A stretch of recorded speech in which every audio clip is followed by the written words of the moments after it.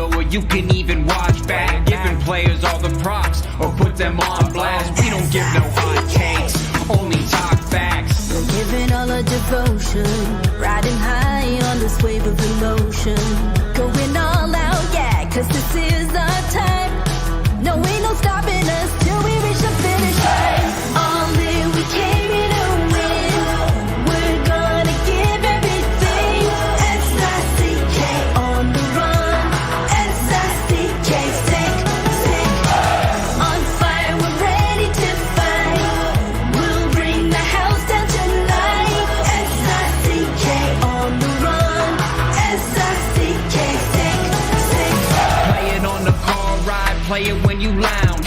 X and O, you know that we can hold it down. Shout out to my man Sammy, got it off the ground. And to all the listeners tuned in right now, got debates, analysis, and speculation. This is sports talk for the new generation. You know where to find us, got a reputation. Sick podcast, your #1 sports destination. Giving all our devotion, riding high on this wave of emotion.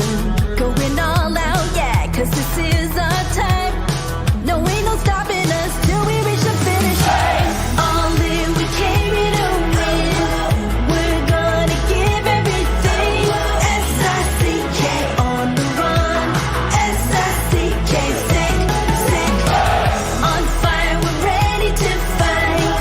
We'll bring the house down tonight. S-I-C-K on the run. S-I-C-K, sick, sick. S-I-C-K is the sickest podcast. Tune in for the audio, or you can even watch back. Giving players all the props or put them on blast. We don't give no hot takes, only talk back. S-I-C-K, S-I-C-K, S-I-C-K, S-I-C-K, S-I-C-K, S-I-C-K, S-I-C-K. all in, we came here to win. We're gonna give everything.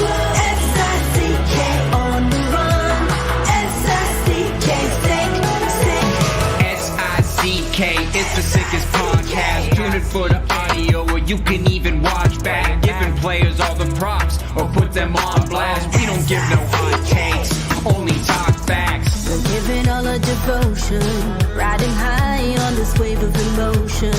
Going all out, yeah, cause this is our time.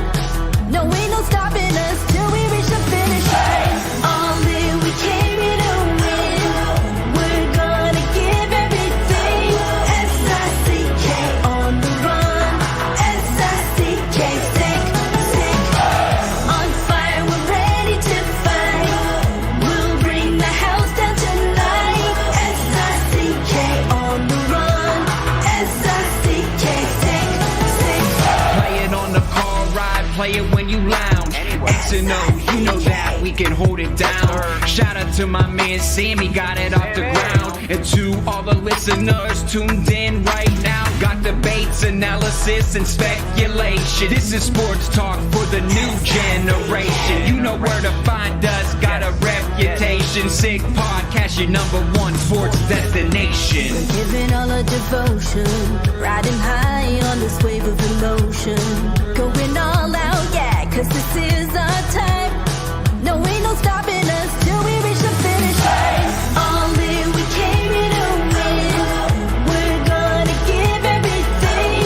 S-I-C-K on the run. S-I-C-K, sick, sick. On fire, we're ready to fight. We'll bring the house down tonight. S-I-C-K on the run. S-I-C-K, sick, sick.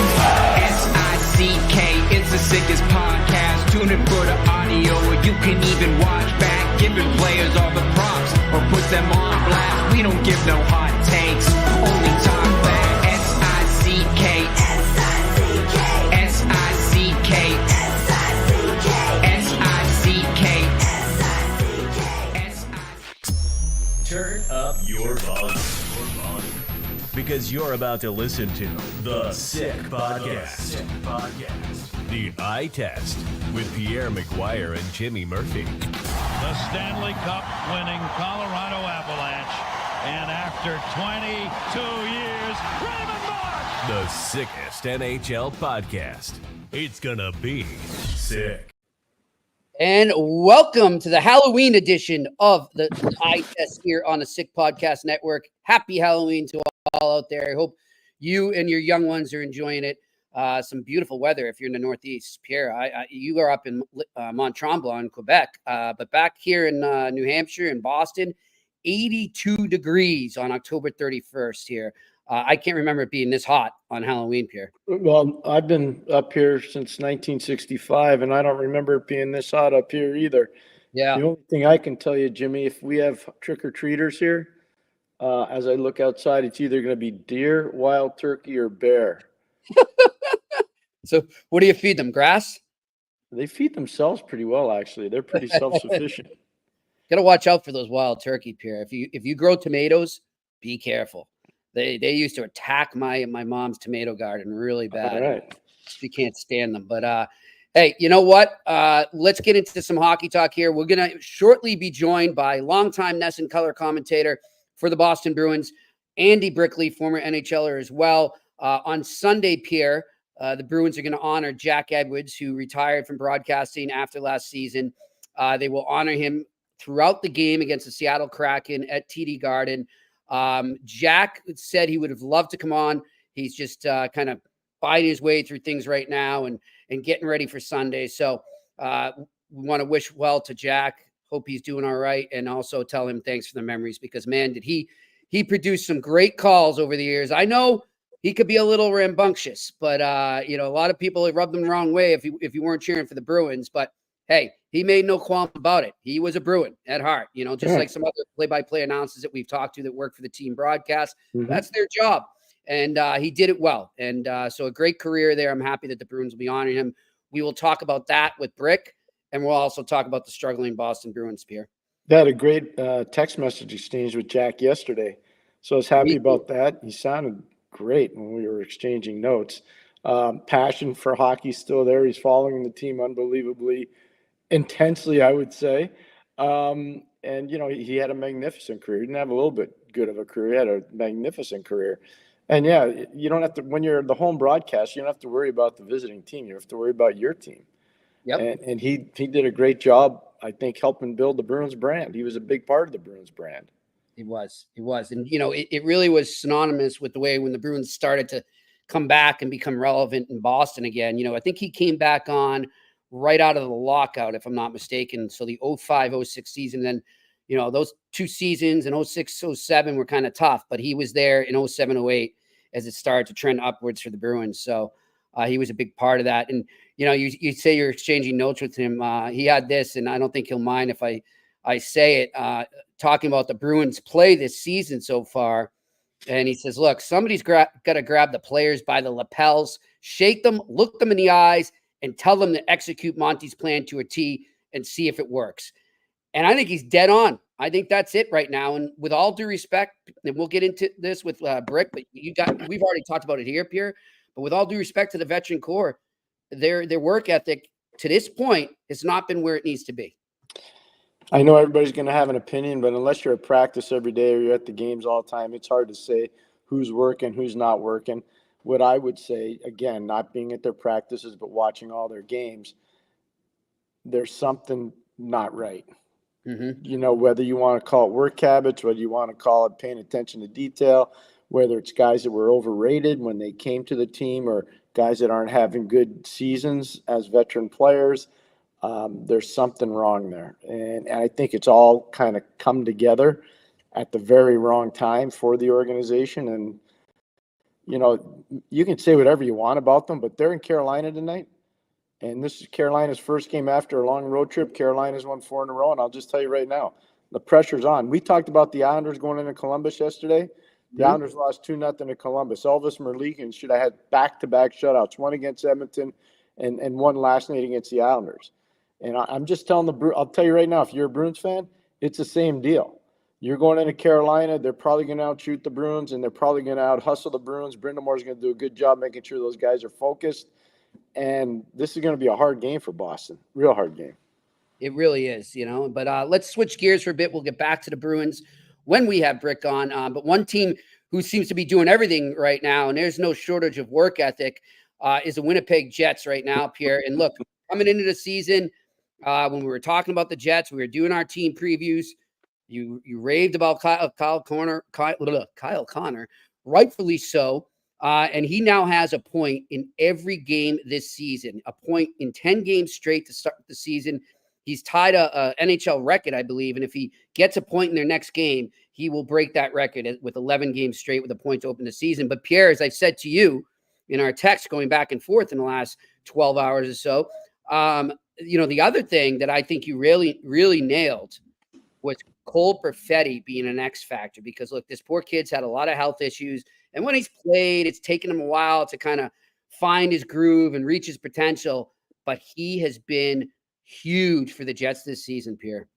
I think if they had a mulligan to do with the young player who was a first-round pick, they would have probably not rushed Cole into the National Hockey League like they did. I understand everybody's got their own opinion. I'm as guilty as the next person. I've told you this story ad nauseum with Robert Petrovisky. I was part of that. We rushed him in the league. There's no way we should have done that, but we did.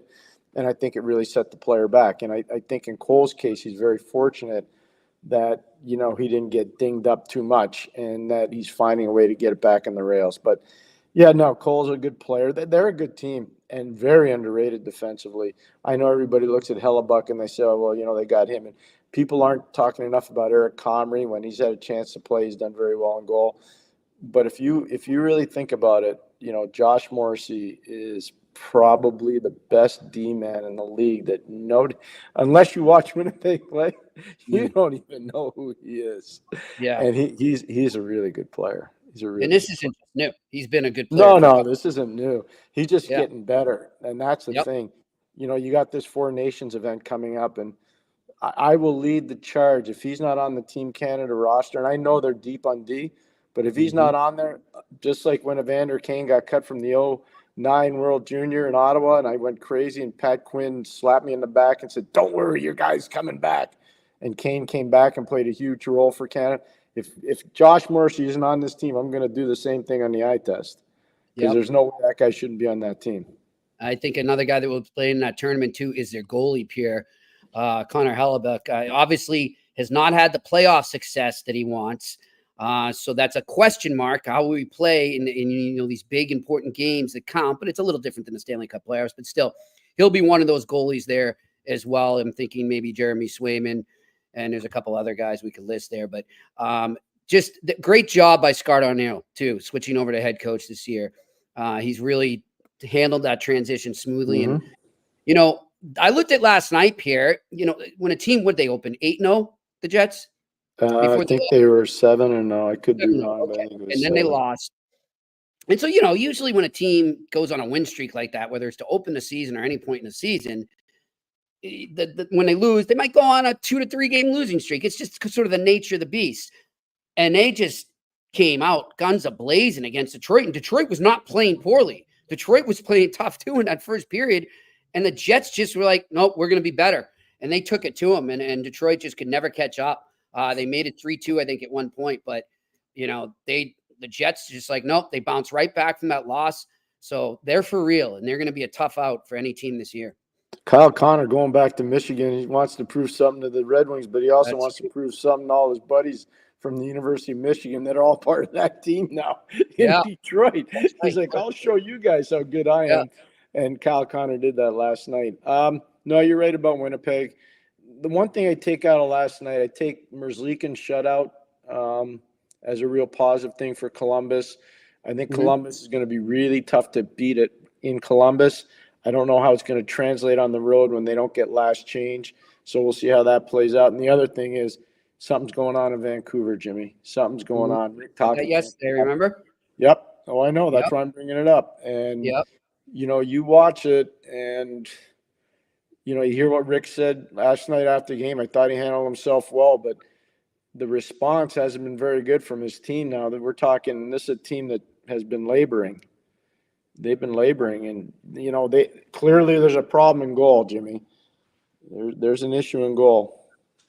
Yeah, and you look at look. We don't know the nature of Demko's injury, but it's so far it seems to be this type of injury that just keeps coming back, Pierre. And, it's one of these nagging injuries, so to speak, that could haunt him as he goes forward until he's able to get the surgery.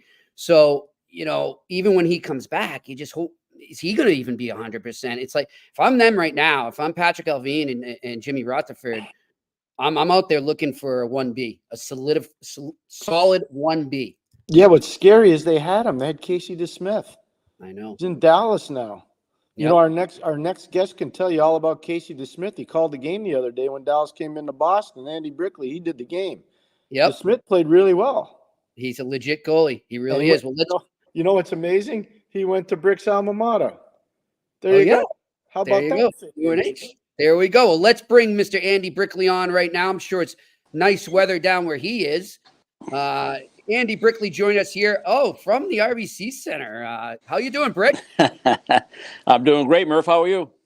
Well, we're great. I'm sure you heard about the amazing weather up here. It's 82 last I checked here. I'm in Hampton Beach now, Brick. That's where I live now. And it is beautiful. The beach is packed on Halloween. I mean, it's kind of like the Twilight Zone. Yeah, I know. I hated it when I was getting on the plane yesterday to leave to head down here, and it was about 70 degrees, and the golf course was calling me, but I couldn't make it because we had to get on the plane, fortunately. But this hockey team's got to get some better play because it's getting close to getting concerning for this team through the first 10 games. Oh, there's no question about it, Andy. One of the things that's kind of weird for the Bruins is lack of power play or consistency on the power play. What do you attribute that to, Andy? Well, there's a lot of things. They had a 5-on-3 the other day for about a minute and a half, and it was like a box and one. It was the easiest penalty kill I think I've ever seen a team have to make because there was no movement at all. Everything was predictable. There's no creativity, and those are your best players. Those are your best players out there that should be on your power play. They should have at least scored once in that situation, changed the complexion of the game. You get a lead on Philadelphia on a team that's struggling to score goals and struggling to defend. You put them down. It doesn't happen. They just hang around, and all of a sudden they get some more believability, and they played hard for John Tortorella. They blocked a lot of shots. They sagged to the slot, and the Bruins couldn't figure out a way to beat them. So their power play should have been a weapon, and it wasn't. Hasn't been all year. I think it's under 15% when you look at the numbers with the talent that they can roll out there. And it's not in abundance, but it's enough to be better than what they have in terms of production. So, but their 5-on-5 play, guys, hasn't been all that great. It's been good at times. The fourth line's been their best line, and now they've broken that line up to try to get some better work habits from some other people that showed up this year and thought they could just throw on and go out there and have success based on the numbers they put up last year and all the winning that they've done under Jim Montgomery the last 2 years. But it's it's look in the mirror time. It's, hey, I can play better. I can do more within the framework of the way we play. I'm not going to make excuses for them. They have some new players. There's been roster turnover at a very important position too, which is center, particularly the way the Bruins play in their own zone. So that's been a learning curve. But you're 10 games in and you want to see signs of growth in the team game. And all we're seeing is that one step forward, one step back kind of production from this team. And they'll be tested tonight. This Carolina team is relentless, and the Bruins are going to have to play faster than they've been playing. They've been playing slow. They've been thinking slow. That's been part of their problem on their power play. The good news is they have put some points up. They did bank some points. They're not too far down in the standings. But they got to go on a little bit of streak here of improved play to begin with before you start talking about wins and losses. Rick, Charlie McAvoy had an interesting comment after the last loss against Philly. And I know he wasn't trying to say it in a bad way, like, hey, we're just not trying now or anything, we're going to wait till later. But he pointed out, he said, look, we're not getting too worried because, the last 2 seasons we've had amazing Octobers. We've been almost unbeatable. But where did it get us? So the furthest we went was the second round of the playoffs. So, we're not too worried there. Now, I kind of get what he's trying to say there. Like, you don't want to get ahead of yourself. You don't want to push too hard. It's a marathon, not a sprint. But at the same time, do you want to hear them say that if you're, Jim Montgomery or Don Sweeney or Cam Neely? If it was game 5 or 6, I would say okay. If I saw a lot of good signs of improving play, particularly with my top end guys, if I knew it was just a matter of time that it was coming. Swayman all of training camp. The camp was a little disjointed. It was a strange schedule. They probably played too many exhibition games. They had some injuries. It doesn't make them unique when you look across the league, but they didn't seem ready. They didn't seem prepared as a group when they dropped the puck on opening night, and that was Florida. You would thought emotions would be high. They might bring out some better play from the Bruins. And then they got Florida again later, and Florida was hurting. They were missing a couple of key guys, and they still couldn't beat them. So would I like to hear Charlie put it that way? Probably not after 10 games. I'd like to hear a little bit more urgency from him, and he's one of the players. This should be his team in a year or two when Brad Marchand is no longer a Boston Bruin, when he goes off into retirement. He should be one of the main leaders, if not the leader of this team. And I think I'd like to hear something a little bit more forceful, a little bit more self-reflective, a little bit more, I don't know, not sense of urgency because it's early in the year, but a little bit more in terms of we got a lot more to give, and it's time to start giving it. You talked about how relentless Carolina is. That's how the Bruins used to be, Brick, and you've been around it basically your whole life. When are they going to get that same kind of intensity? And you're on the plane all the time, so you can sense it. I know I've been in your shoes a lot. You can kind of sense that when it happens, but it's clearly not there right now. Yeah. Well, let me get your take on this. I wanted to address why they lost in the last 2 years in the postseason. So they try to get a little more sandpaper in the lineup. They try to get bigger. They try to get heavier. Now, did they get slower? I don't know. You know what playing slow is. Playing slow is not moving the puck fast enough. I don't care what your foot speed is. And I can speak to this from experience. I could play fast as a guy that couldn't skate fast, because I thought the game quick. So I anticipated I was ahead of the play. And the Bruins have players like that. But right now they're too methodical, they're too predictable, they're too slow. And if you play a team that's gonna pressure the puck in all three zones, you're in trouble. You're in trouble. You're not going to have puck possession. You're not going to be in the O zone a lot. You're going to be chasing the game. You're going to be chasing the score. You're going to have to rely on your goaltender to give you a chance to win the hockey game. Korpisalo did that. I don't know if you saw the entire game against Philly. He played unbelievable. Yeah. At the end of the day, he doesn't have 40 saves, but the saves that he made were grade A's all over the ice at critical times in the hockey game. So he gave him a chance to win. And you hate to waste a goaltending effort like that, particularly when a kid hadn't played in about 12 days. So I was impressed by that. And I think a game like that goes a long way. We were talking about in the broadcast. I think that goes a long way to building that bond that was broken when Omar got traded. That goaltending tandem that was a special thing, that was a real thing, that was a tangible thing. And the Bruins had the luxury of having a chance every night, no matter who was in net. You were unsure of what the tandem would look like this year. Korpisalo is a quality goaltender. I think he plays good on good teams. And the way he played, I thought that really helped start strengthening the bond between he and Swayman, because Swayman and they weren't together for the month of September. Great point. Yeah, it is a great point there. Obviously when a start like this happens, a lot of eyes go on the coach. And we've seen how many coaches have lost their jobs in the last calendar year. And, people start saying they're tuning them out. Two questions for you here. Do you pin this on a little of it on Jim or no? And also, do you feel like there's a sense that maybe they're not accepting the message right now? Yeah, it's hard for me to put anything more than a minor blame on the coaching staff. I'm with these guys more than I'm with the players. I know the quality that they are. I know their ability to coach, their ability to teach, their ability to manage personalities and to get the most out of most of the players. Monty's won every level he's been at. Has he gone deep into the postseason with the Bruins? No, but during the regular season, he's gotten a lot from a lot of different players, from a lot of different levels of players. And I think he understands today's athlete, and I think he's good at what he does.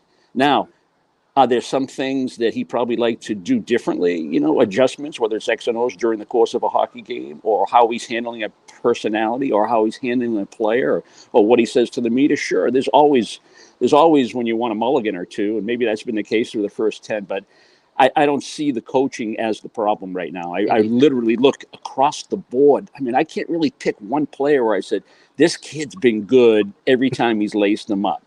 I think Kastelik. That's I was just going to say that. Yep. Yeah, maybe he's the closest one I could say. I was surprised by Koepke. I didn't know him at all. and he's been impressive, but it's all about sustainability. You know how that is. You come in, you have a good first 3 weeks, and then where are you going to go from there? But other than that, it's been everybody can play better. Everybody's got more to give. You got to hate losing, and that's what I want to see. I want to see that kind of attitude, and hopefully I get it tonight in this game against Carolina. First of all, Andy, I want to commend you for answering that question. That was so well done. And again, Jimmy, you put him in a tough spot, but Brick handled it unbelievably well. I knew he could. Yeah, and he did. And he did really well. And I agree with everything he said. So I'm going to cover for Andy, and I'm going to play the role of bad guy. This has nothing to do with coaching. This has a whole lot to do with players that aren't playing well, and some guys that came over that were overrated. There's some players on that roster that are overrated. And it's amazing that Brick would say the number one guy who's been the best player for the Bruins is Mark Kostelik. Okay, I'm telling you, I know his body of work. I worked with him for a year when he was in Belleville in the American Hockey League. Right. So I'm just going to tell you right now, he's a phenomenal kid. He's a leader. He's a champion guy, and he's perfectly suited to be a Boston Bruin. But there are other guys, Brick, and I don't want you to comment because I'm going to be the bad guy here, that came over with a lot of fanfare, and I don't think the fanfare was appropriate. And I said it before the season started. And some of those guys need to wake up. Yep. Well, I, in agreement with that, you go back to July 1st. The Bruins had a couple of major needs that they looked at and said, we have to address these. And they thought the solutions were in free agency with Lindholm and Zadorov. Now, you know what happens on July 1, especially at noontime, right? Guys get more term and more money than they ever deserve. And that's the case, but that's the price of doing business. And that's the direction the Bruins wanted to go. And have they gotten the results to this point? Absolutely not. And I'll give them a little bit of a pass, it's way of life. Pressure. There's a lot of things that require adjustments, and there's a different kind of expectation level, and how you handle it, you never know until you get into these situations. I'd like to see better play, number one. That will lead to better results. That will lead to a better relationship between the fan base and the players, as well as the coaching staff and the players. But yeah, those two players are not exempt from blame for why these Bruins are under 500. All right, let's get to some positive stuff and celebrating someone. There we go. Okay. I was texting with Jack last night, and I'm so happy they're going to do this for him on Sunday, and I'm sure you're going to be happy to be part of that. But you were part of his career and a big part of it. And I'm going to go right now, Brick, and then we'll kind of talk about your favorite moments with Jack. But this is probably my favorite call by Jack. This is 2011. Game 7 against the Montreal Canadiens, and we all know what happened there. Let's go to the clip. The defenseman all the way up forward, tries to trickle it middle. Subban can't whack it past McQuaid. Lucic, top of the circle. Horton, the drive, score! The Bruins knock out Montreal!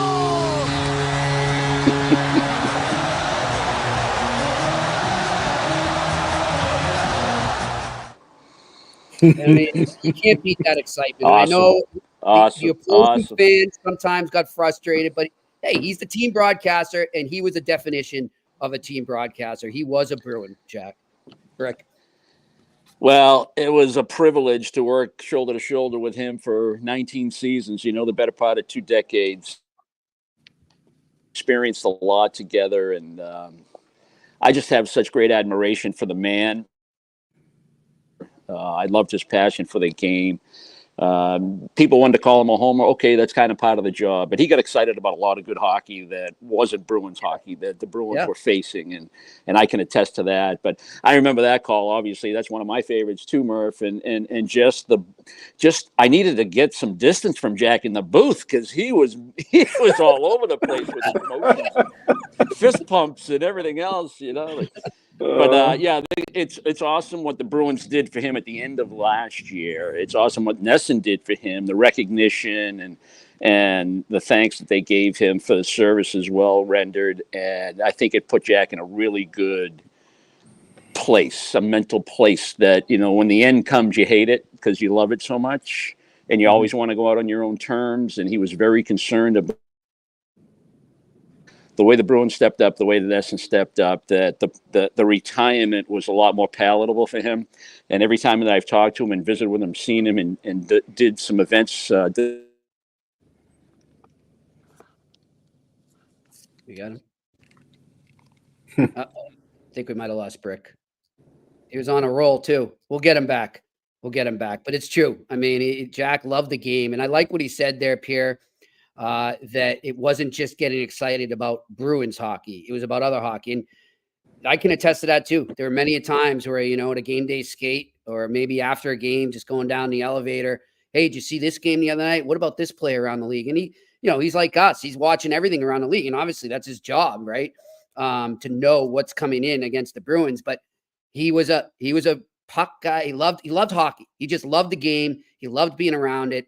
And he was such a deep thinker too. Like some of the stuff he would say about plays or systems really interested me. And he would really explain it well. So it was really a pleasure to get to know him. I didn't know him like Brick, but it was a pleasure to get to know him over the years.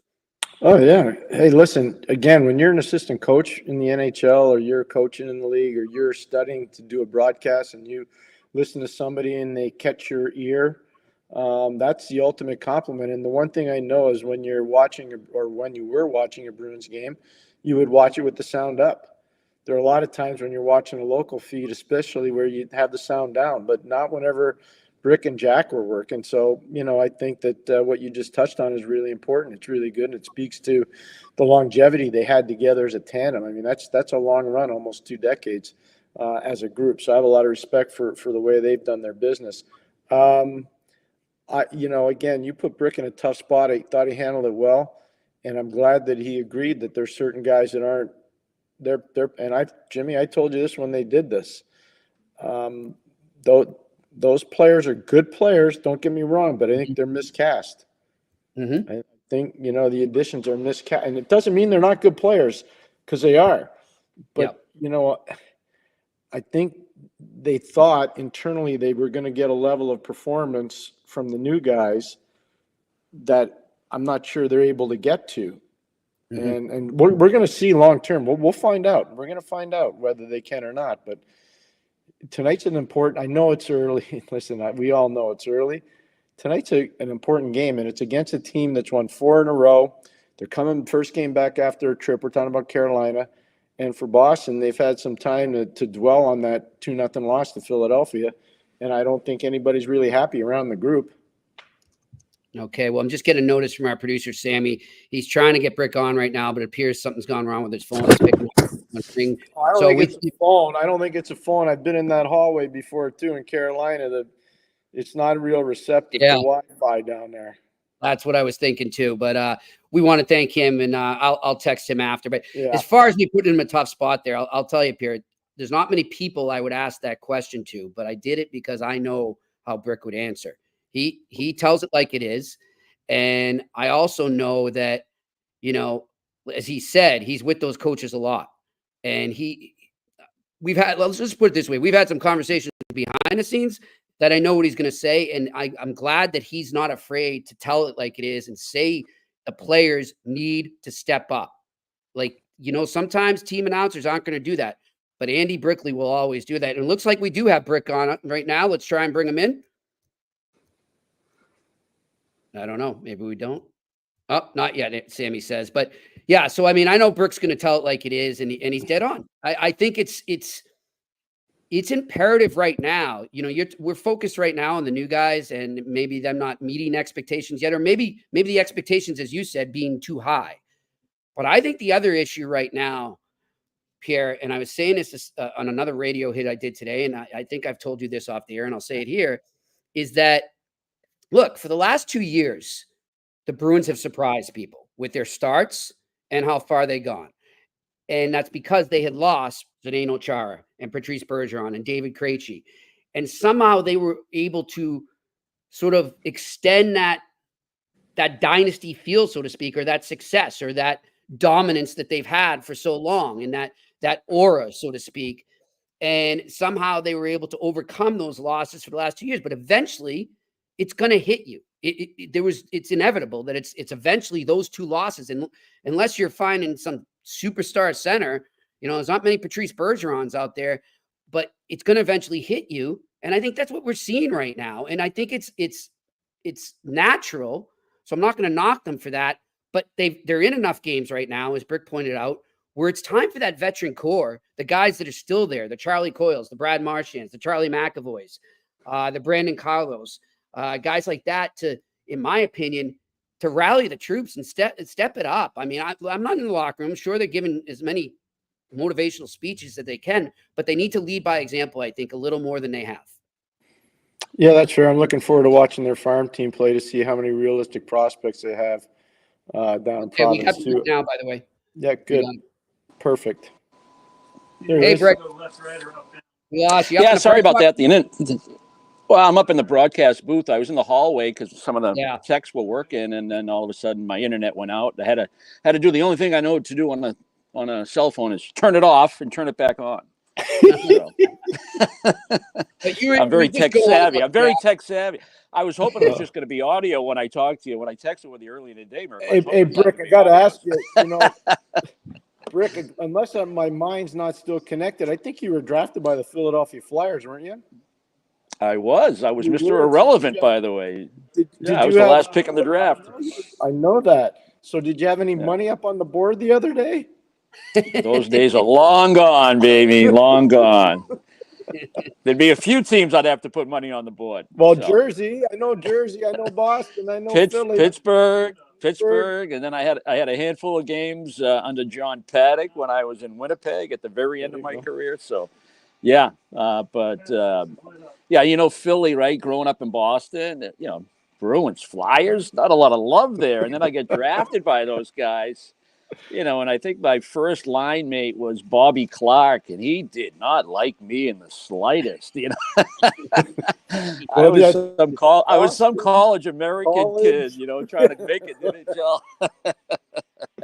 But it was what an organization. I mean, it was first class. I'm telling you, I was there for a short period of time, a year, learned to be a professional. I had Tommy McVie as the head coach in the American League. You know what that's like, Pierre. What a learning experience. He helped me become an NHL player, and forever indebted to the Flyers organization for that.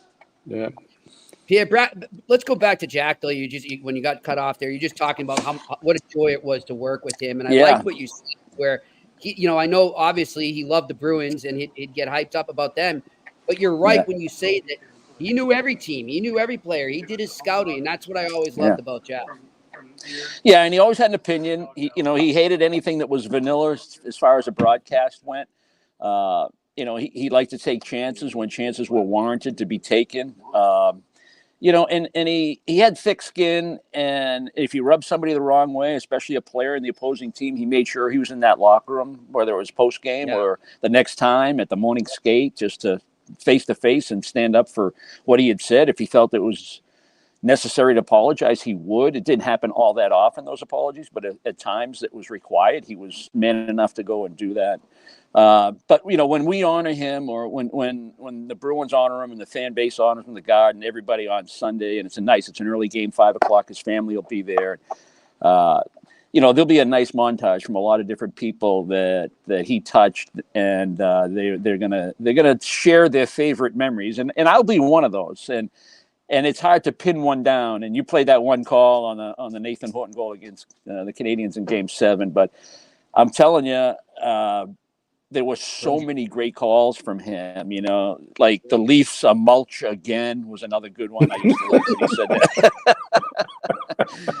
that. One time he thought the Canadians were flopping, and he picked on Roman Hamlet, telling them to get up, He was flopping, looking for a penalty call. So it's endless, and when you have a bond like that with somebody, for 20 years, and you get to know them, and your lives become intertwined, and you spend so much downtime with one another, you become such close friends, and you know each other's families, and you know each other inside and out. You know what we like, what we don't like, our routines on game day. There were certain guys you stayed away from when you play, like when Cam played. When I played with Cam, when I was on a game day, you just stayed away. Like, he was angry at 9:30 in the morning. and Jack, for different reasons, I just stayed away from Jack until it was puck drop, because he had his routine and nothing could get in the way of that routine or it was going to be a problem. So I learned to live with that. But yeah, and I'm thrilled that he's contemplating writing a book. I'm not sure what the subject matter will be, but yeah, and he's also toying with the idea of maybe teaching like maybe an English class or literature class or something in a community college, if his speech can improve a little bit, in the classroom. So it's going to be great to see him. We're going to have a great time. We'll have a great time after the game. I think the Bruins are going to allow us to have a little extra time inside the building. I hope a couple players swing by and say hello to him. I'm sure they will. But yeah, looking forward to seeing him, and it'll be a great celebration for a guy that deserves it. I nominate you to be the master of ceremonies because you're so good. And I don't mean before the game. I mean after the game. You will make sure everybody has fun. Yeah. Pierre, I've watched you for so many years, and, the ability to be on camera live and with no script, it's such a rush at times. I remember after the Bruins won the Cup in 2011, they had the banner raising night, opening night the following year, and they asked me to be the master of ceremonies. I'm like, that's not what I do. I was honored, and I accepted, and I was happy to be on some levels of network television that were covering it, so they could hear my accent saying, "Welcome back to the Garden, everybody." Hey, Jimmy. Yeah, I just want you to know, I have so much respect and time for Brick, and I've been in St. Louis a lot in my career, a lot. One of the best afternoons I ever had was with Brick. I went to Bruins there a couple days before. He and I solved all the world's problems in about, I don't know, Brick, 3, 4, 5, I don't know, a couple hours. Yeah, and then what wasn't solved, I did solve later when I had one cigar later on after you and I had a little chat. There you go. Well, Brick, that was a good afternoon. That was a good afternoon. That was good. Rick, we really appreciate you taking the time, and it was great to kind of go down memory lane with Jack there too. And I'll be remiss. My aunt will be so upset if I don't say it, but my aunt Ann Murphy, she's met you a couple times in Milton and in Hyde Park there. Forget the bar right off the highway there, the restaurant. Yeah, there's one. You might know where I'm talking about. But you don't have to say it. Little plug for the hillside. Yeah. Okay, there you go. You want to say it? Go for it. It's where Karen Reed used to hang out. We'll put it that way. That's right. Yeah. So anyhow, says hello and thank you for being so kind. And Brick, thank you from us for taking the time, and pass along to Jack that we send our best. Well, always have time for you guys. I love talking hockey, and as the season progresses, let's do this again. Thanks, Andy. Sure. We have more positive things to talk about. Yep. All right, good. Brick.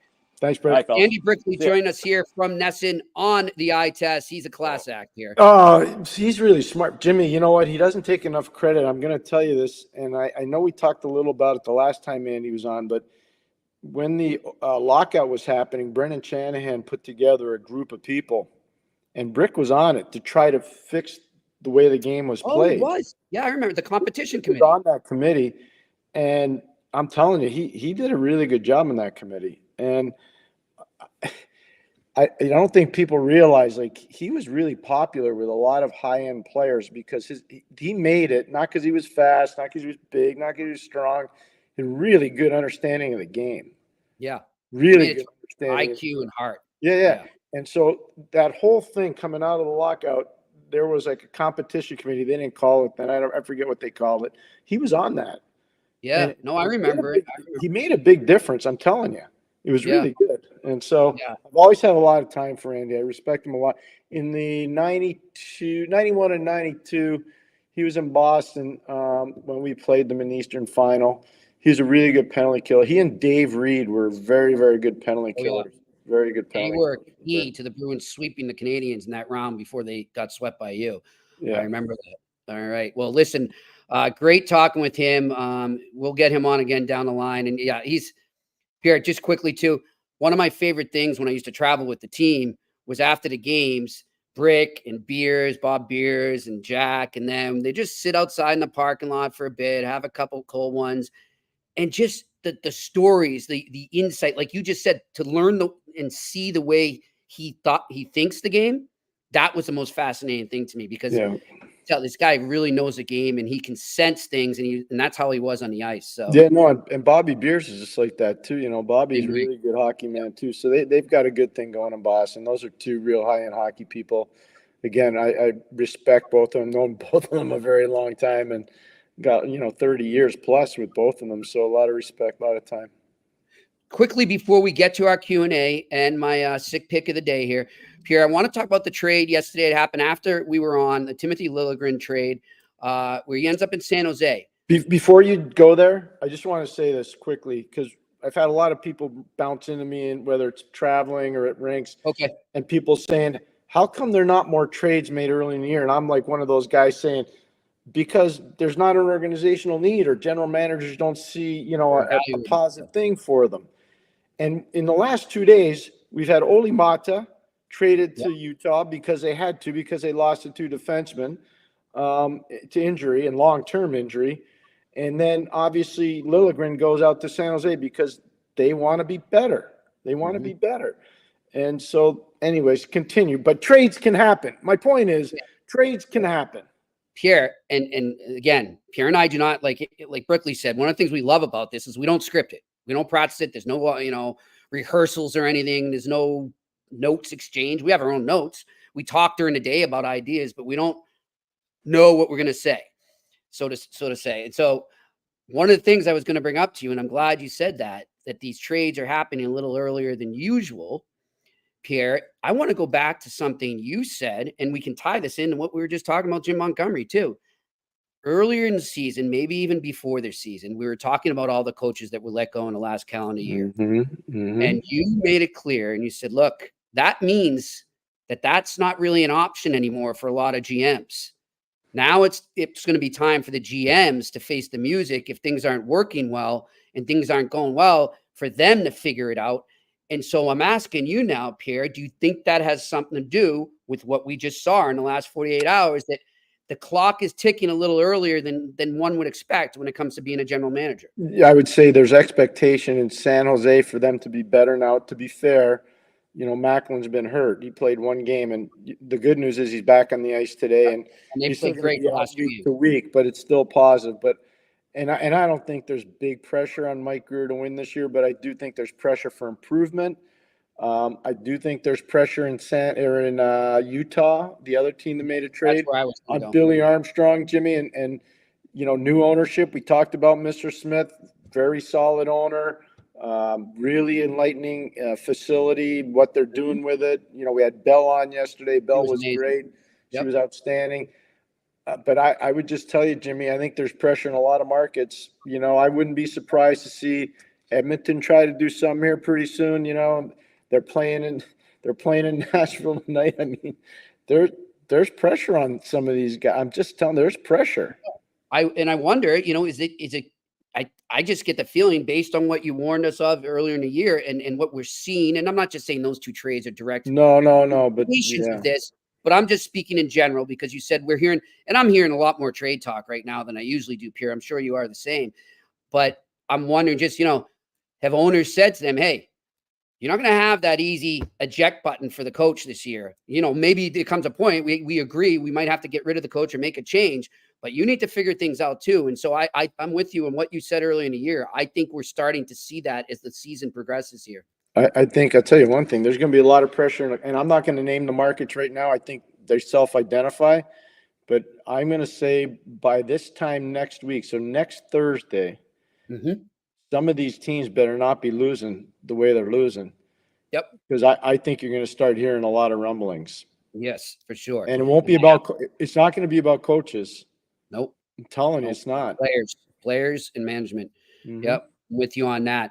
And quickly, just on that trade, one thing I want to say that I thought kind of is flying under the radar, Pierre, and look, you can tell me if I'm overrating the player, but I think it was a sneaky little pickup for the Leafs to get Matt Benning back in that trade. He's a very reasonable cap hit. He's a good depth defenseman. He's a 6 or 7 guy that, in my opinion, if there's an injury in the playoffs or down the stretch, and they need somebody like that, he's dependable. He's not flashy. He's not going to get you a lot of points, but he'll do his job. So I like that pickup in that trade. No, it's a solid pickup. It's a solid pickup. And, Liljegren's a good player, but I don't think he fits into what Craig Berube's trying to do. I think he probably fits in better to what San Jose's trying to do.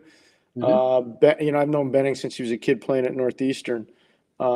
Solid, good player, not fancy, not cute, but just a reliable pro. He's a pro. That's what he is. He's a pro. He's not going to be intimidated playing in that environment.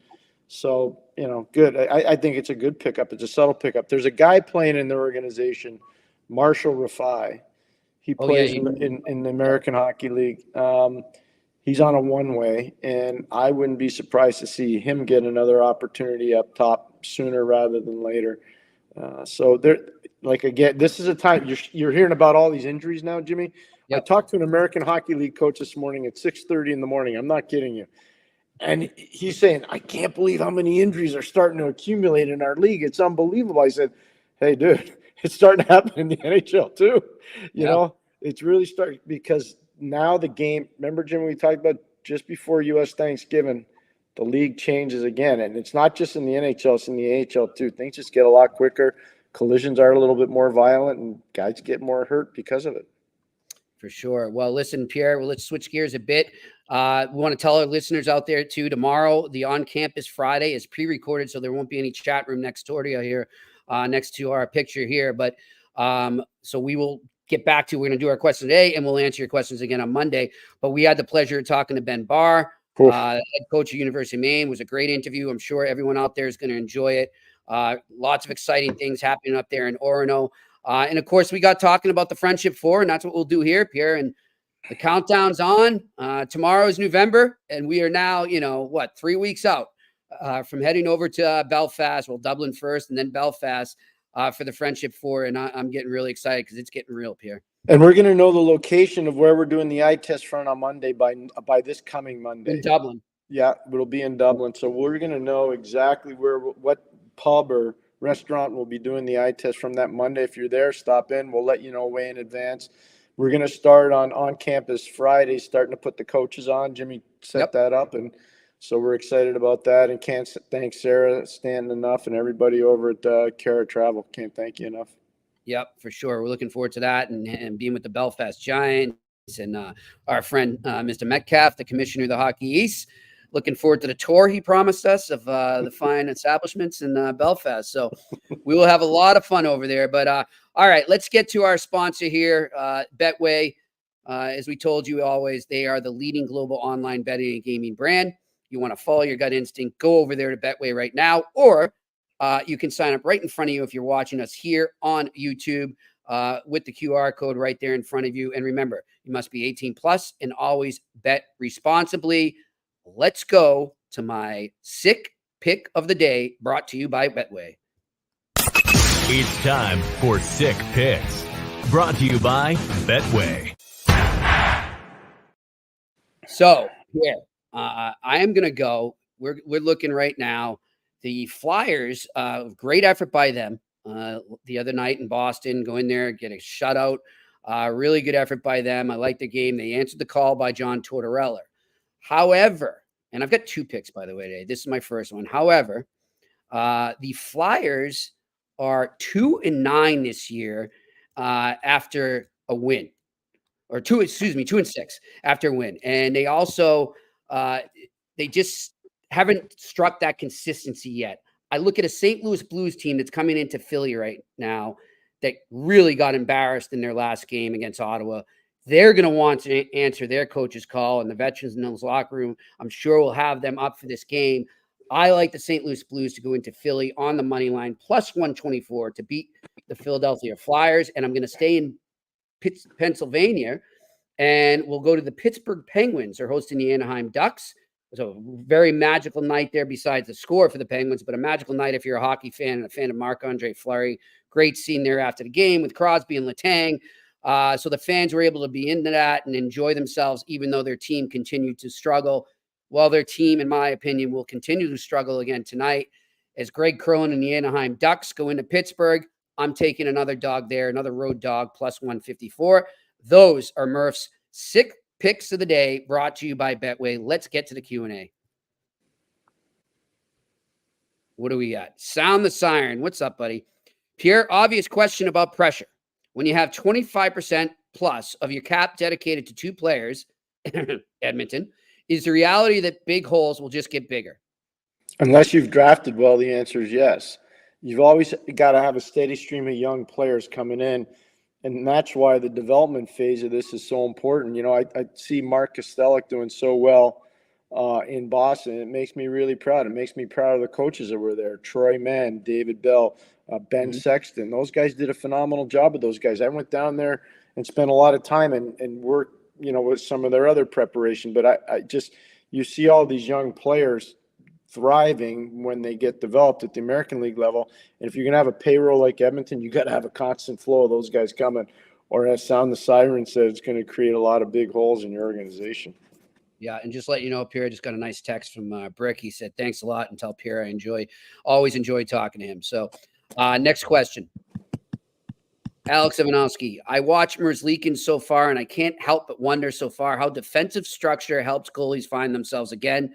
Also, teams that play more of an open style harm goalies long-term. Agree? Totally agree, Alex. We completely agree. And we talked about Merzlikins. He should have shut out Edmonton. Late goal goes in.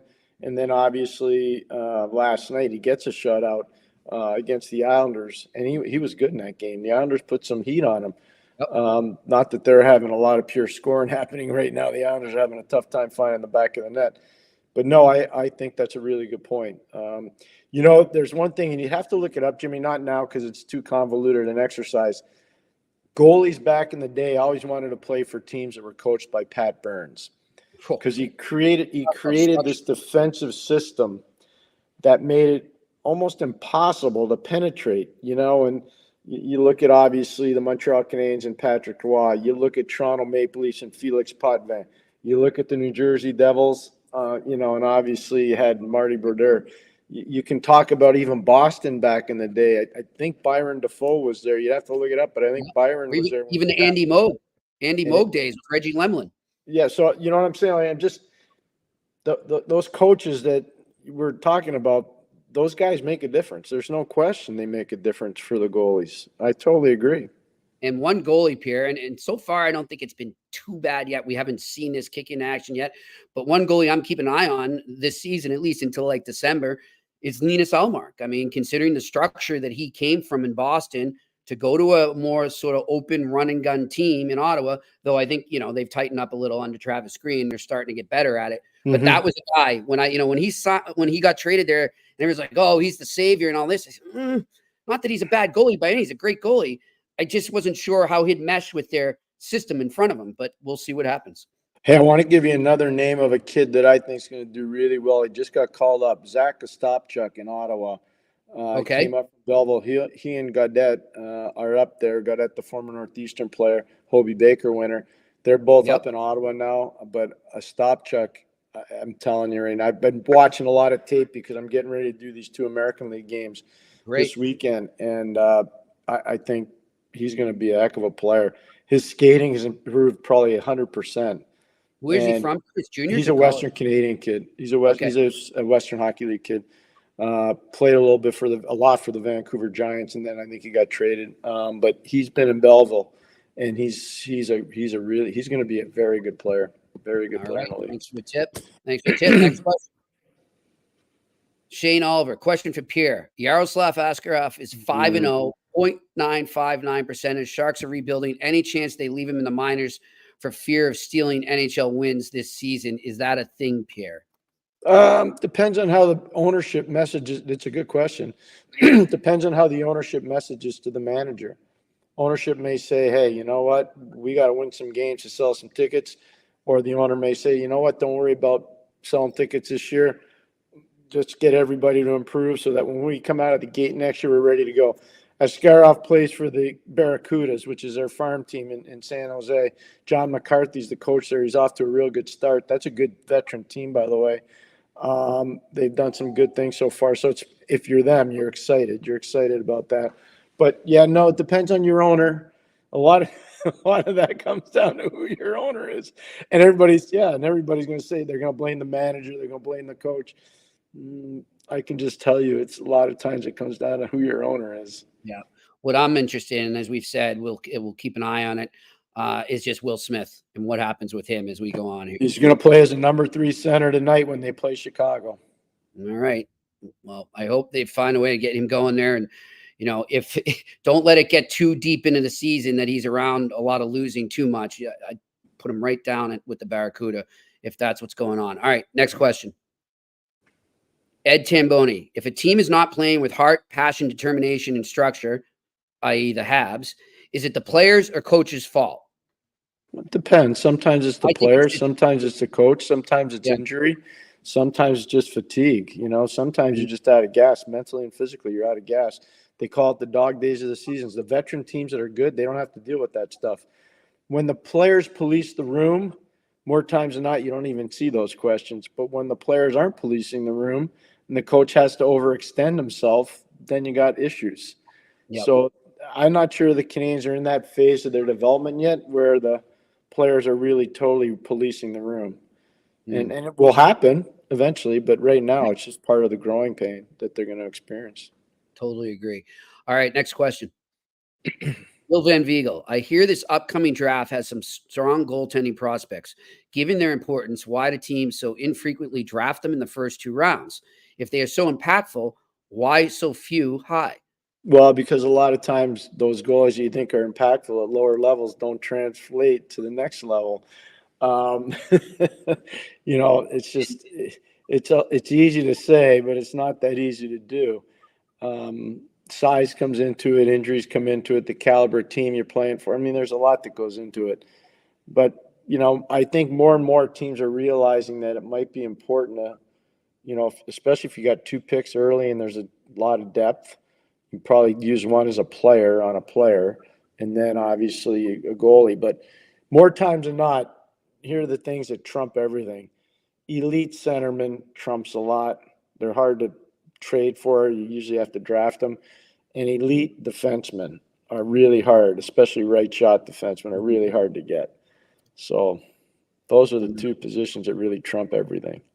There's also, Pierre, the fact that obviously goalies can take longer to develop than skaters, combined with, you can go out and we've seen a lot of teams do it in the past like 5 to 7 years, do that 1A, 1B thing, find that via a trade or via a free agent market. Does that affect it too? Yeah, I think you're right on. Yes, absolutely. I go back. I'll just give you this one little note. The 1990 draft was in Vancouver, and Trevor Kidd went before Marty Brodeur. And at the time, I might have been one of the only people that said, that's a bogey. And that's not a knock on Trevor Kidd. Trevor Kidd had a heck of a career. He was a good player. Yep. But he wasn't Marty Brodeur. No. And, teams just miscalculated. And I think part of that was, one guy played in a really structured league in the Western Hockey League. I saw Trevor Kidd one night playing for Brandon before he got traded to Spokane. I saw him play one night in Moose Jaw. I think he had 61 saves. Mm-hmm. I was blown away by how good he was. But I had been watching Brodeur since he'd been 16 years of age. And I remember telling Scott, I said at the draft that day, I'm like, Jersey just got one heck of a goalie. Like this kid's, and Scotty goes, I said, yeah, I'm telling you, he's really good. And, but it shows one guy went at 13. I think Kidd went at 13 and Brodeur went at 20. Yep. Interesting. Yeah. Wow. All right. Next question. Postnet on 130. Do you think no trade clauses should be eliminated in player contracts to make all teams competitive and small market and Canadian teams have a better chance? I like the question and the premise of the question, but I'm going to say no. But here's what I'm going to say. Just because they're available to be had doesn't mean you got to give them. Like GMs throw these things around like candy. Mm-hmm. And I've done a few contracts in my day. Yes. No. Yeah. Certain guys, yes, but not everybody's getting a no trade. I'm sorry. Yeah. And if you don't like it, well, you can sit at home. And if you can find a job that pays more, go find it. Yep. It's true. No, I totally agree with Pierre. All it takes is 2 letters. No, N-O. Yep.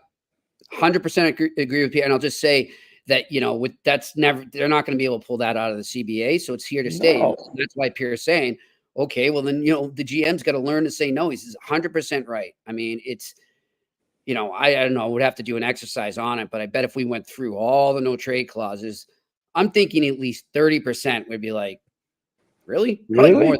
I know. Yeah. No, we said it at the same time. Really? Yeah. So anyhow, there you go. Good question. All right, next question. John Smith, gents, how excited are you about the Four Nations tourney? For me, it's missing what the Olympic vibe gave us, Russian and Czech clubs, etc. I'm not sold. Injuries are a concern too. Pierre, quickly, I'll just say, I get it. I wish Russia and Czech were there. I wish Slovakia was there. I'm going to even say I wish Germany, these countries whose programs are starting to develop players and get them out there. I would love to have them there. But I think considering the how short a time it was put together, and from what I was told by Marty Walsh and by Bill Daly, that they just wanted to get something done quick to get everybody excited towards the Olympics and get that momentum building. So that's why they just did 4 teams. And obviously with Russia, with everything that's going on with the war, that wasn't going to happen. So, well, first of all, the way you framed that was perfect. Really good. I was really upset with the NHL when nobody went to Korea. That was a big mistake. Big mistake. And yep. I know why they didn't go, and it doesn't matter. It's more of a political issue. And it's nothing to do with politics per se. It had to do with internal politics between the IIHF and some owners in the National Hockey League. Okay, I'll just leave it at that. But I was disappointed. I was really disappointed on that. And I think the league realized they can't do that anymore. And so this Four Nations thing I'm excited about because I do think it creates major buzz for the Olympics, which will be in Italy in 2026. So I'm excited for that. I think it's great. So good for them. Good for them. And Jimmy, one other thing, good for them for realizing they made a mistake. Yep. Good for them to realize they made a mistake. But one other thing I thought they could have done, okay, if you want to include these countries, you don't necessarily have to include the whole country, because remember what they did in World Cup. They had a Euro team, and then they had like that young guns type thing. I think it was one team. Yeah. That team was fun to watch, though. I'll tell you that. I wouldn't mind seeing a team composed of a blend of international players, but then it takes away from the whole spirit of the Olympics. Here's what I want. Here, I'm going to tell you what I think is important. It's important for Connor McDavid and Sidney Crosby to be on the same team. Okay? It's important. I can't wait. It's really important to see Austin Matthews lead with Jack Eichel, Team USA. It's important. Yep. So I'm just telling you, like, you're getting – people don't realize Sidney's almost 40 years old. Right. This could be it, Yeah. So I'm just like, you got to – this is all part of the lore of the game. Right. And for those that don't know, by the way, the 2 cities hosting will be Boston and Montreal. So that's going to be fun as well. 2 great. The eye test is going to be involved. We will be involved. We'll have details as we get closer. We're putting together things now. All right, next question. Alex Ivanowski, what do you make of the Red Wings start so far? Are we getting close to panic time, or are we staying the course? It's a great question. I think they're going to be – I think if things don't get going here, I think they'll do one move internally with a player or so. And then if that doesn't work, I don't know what they do. Yeah, I'm with you. They sacrifice. They've traded away offense or given away offense for defense. And one of my favorites is Simon Edvinsson, and he's had a tremendous start to the year. Maurice Sider and he are tremendous as a tandem. They're really good as a tandem. But I don't know after their first line if they've got enough pure offense, and that's going to be the thing. When you take away DeBrincat, Larkin, and Kane after that, where's a lot of the pure offense? And that's what you have to think about in Detroit. But I would just say this, and it pains me. When Yzerman went there, he knew he was inheriting a pretty substantial mess. And I think he's done a masterful job. Look at Grand Rapids now. I think they're 6-1-1, Jimmy, or 7-1-1. Grand Rapids off to a tremendous start. And it's all those prospects we talked about last year that are down there. They're doing great. You just don't flip the switch and make guys better. And when I see people like, oh, if this team doesn't win, Yzerman's not that good. I'm like, he's really good. Calm down. He's really good. He knows what he's doing. Yeah. The one thing I wonder, Pierre, and look, I know the goalies they have coming. We know Kosa and Augustine are on the way, and things are going to get a lot better when they arrive. However, They're not here yet. And they're probably not going to be, I don't know, you might tell me I'm wrong. I don't feel like they're going to be here by the end of this season. Maybe towards the end. The goalies? Yeah. No. They're a year away. Yeah. Okay. So if the pressure's on, because they want the playoffs there, making the playoffs is a big thing for Detroit this year. And if it continues to go this way, the goaltending is, I'll say, subpar at best right now. Does Steve make a move for a goalie, despite the fact those guys are coming? Does he make a move for a goalie? Yeah, you can. That's one of those deals you can wait to the trade deadline because you can evaluate. You know what? The longer you evaluate a goalie, sometimes the better your evaluation is. They come out of it. Yeah. So it's probably better. Mhm. I think right now, if I were him, I'd be prioritizing point getting. Supplemental point getting. So second, third line point getters. But I think they're trending the right way. I do. The only thing I'm worried about is just with their offense right now. Yeah. That's the only concern I have. All right, next question. Filterless Bear. How badly do the Habs need someone like Scott Stevens or Larry Robinson on their coaching staff? They were both big, strong, mean, and great defensively. Even as consultants, they'd be okay. 100% agree. Oh, what a good point. I watched Scotty Stevens coach in Minnesota. I watched him coach in Jersey. I used to tell him all the time, I'd see him out there with kids, and I say, dude, if I ever get a team, I'm not going to poach you. I'm going to get you. You're going to – I used to tell him that all the time. And the Canadians know this, so I'm not telling tales out of school. Had I gone to Montreal before Bergevin got the job, I was hiring Larry Robinson, and the search committee knew that. They knew that. I told them that. So there you go. All right, next question. Gabriel Lamb. If Columbus continues to play well, they are a team to watch. 100%, Gabriel. They are, Gabriel. I love what you said. You didn't hear what I talked to Jimmy about today, but I said these guys are going to be hard at home.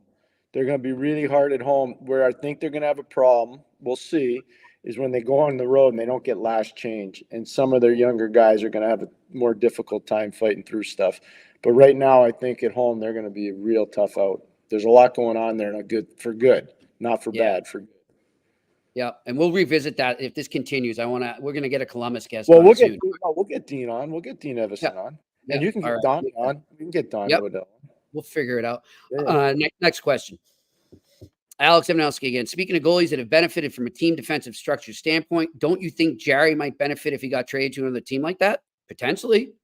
Yeah, I like that word that Jimmy just used, potentially. Here's my concern with Tristan. He is fighting it, and he is not looking big in goal. I know he's gone down in the American League, did his chores, got some good stuff behind him. But when I've seen him in the NHL, he doesn't look big in that. And I think that's just something that's going to take time. Whether you got good defense around you or not, I just think it's something that's going to take time. All right, next question. John Smith, you guys have an early World Junior pick and or team that could surprise. Will you be in attendance? To answer to your first question, I don't yet. I need to really do a little more research, so get back to me on that. And then will we be in attendance? Up in the air too. Up in the air as well. I'd like to go up there if we can make it work, but we've got some other things we're looking at. So we'll keep. I wish I could say I was in attendance, but I don't think I'll be able to be in attendance. Yeah. We've got some stuff. Jimmy and I got some stuff going on that we'll be telling you as we go along. It's all good. We'll be covering it. We'll be talking about it and watching it just like we did last year. Yeah, we just got stuff going on right now. That was fun actually too, Pierre. That was right as we started this up. Remember it was like 2 months in. Yeah. And talking as the games were going on and analyzing was a lot of fun. All right, next question. Groke 2.0. Happy Halloween, boys. Happy Halloween to you. I hope you got your costume. I've been watching the Jack Eye situation more and more, and it's reminded me of the Chara situation. He finally got a team that developed him properly. Do you see that as similar? I think that's a great question, Pierre. Because remember Chara when he first started? I saw Chara play for Prince George in the Western Hockey League. So I saw him for a long time. I would never try to equate those two players. Okay. I think they're just different. And I was just going to put an X mark to that I agree with Pierre. I should say I won't ever put him in the same category. What I'm saying is the development thing where maybe he's being typecast or, put in a role that maybe is given to him because of his size or who knows. I don't know. But you watched, I thought the development of Chara was something that was really interesting to watch as he went from the Islanders to the Senators to the Bruins. Yeah, and it was always getting better all the time. Like, remember, they just wanted him to fight when he started off with the Islanders. It was just like, throw him out there. He's the big dude. He's the big goofy, but whatever. He got better all along, every trip, and the one thing about Z that I know people talk about it now, his work habits are amazing. I'm just going to tell you one thing. About 2 weeks ago, Big Z had a dinner that was set up, and I'm not going to tell you where it was. I'm not going to tell you who was there, but I know everybody that was there, and I know who set it up. And it was basically to try to teach kids what it takes to be a pro. And every person that left that dinner was like, whoa, that's special. He's an amazing guy. But I think what he learned over time is that you can't cheat the game when it comes to conditioning and preparation. And he never did. See, he never did. He never did. And I think be yourself, Yeah. Be yourself out there. All right, next question. Postnet on 130. It's my birthday today. Happy birthday. And I'd like to say happy birthday to Nick Foligno, Thomas Plekanec, Matt Naslin, Dave Gagne, Eric Nestorenko, Newsy Lalonde. There's a good name. Yeah. Others share this day. Hey, Happy Halloween. Matt Naslin is 65. I can't believe that. He's 65. Nestorenko and Newsy Lalonde are no longer with us. I'm sure they're watching from above. But those are some good names to have as fellow birthday compatriots. Those are some cool names. That's good. Yeah, it's good stuff. All right, next question. I think that's it. We're good. Yeah, Sammy just said no more. There we go. I didn't see that. Good, great show, Pierre. Man, Brick was good. Well, Andy's a gentleman. Andy Brickley's a gentleman. I'm happy you got him on to celebrate, the career of Jack Edwards. Jack, we would like to have had on, but just let's be transparent. Jack's just not in a position right now to come on. But as he told Jimmy, at some point he will be, and when he is, he will come on with us, which is great.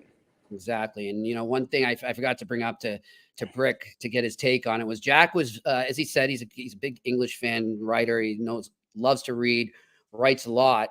And, sometimes after big wins, Pierre, he would have these unique soliloquies, I guess we'll call them. Well, the one with Montreal was pretty amazing. So thanks to Brick for joining us. Thanks to our producer crew up in Montreal. And thanks to you, Pierre. We're going to send you out with that exact soliloquy right now from Jack Edwards. Jack, thanks for the memories. We'll see you tomorrow on the eye test.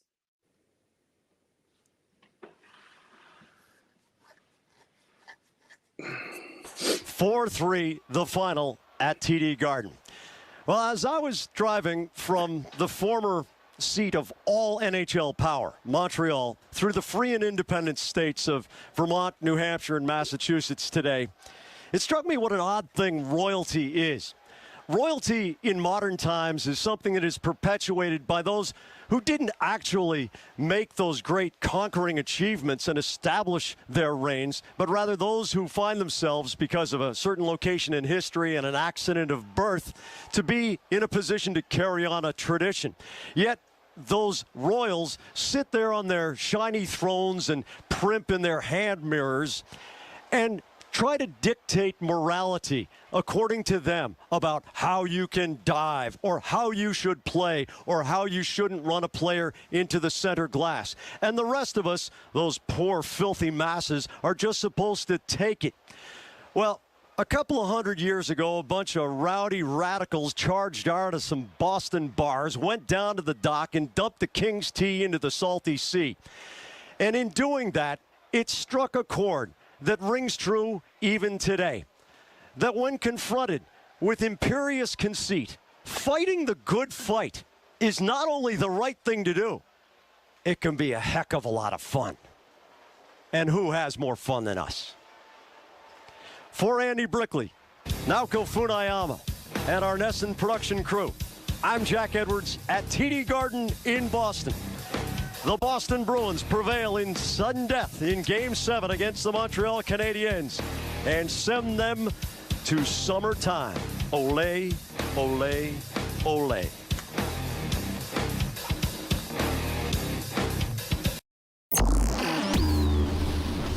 And that's a wrap. Hope you don't miss us too much until next time. Follow The Eye Test with Pierre McGuire and Jimmy Murphy on YouTube, Facebook, Google Play, and Apple Podcasts.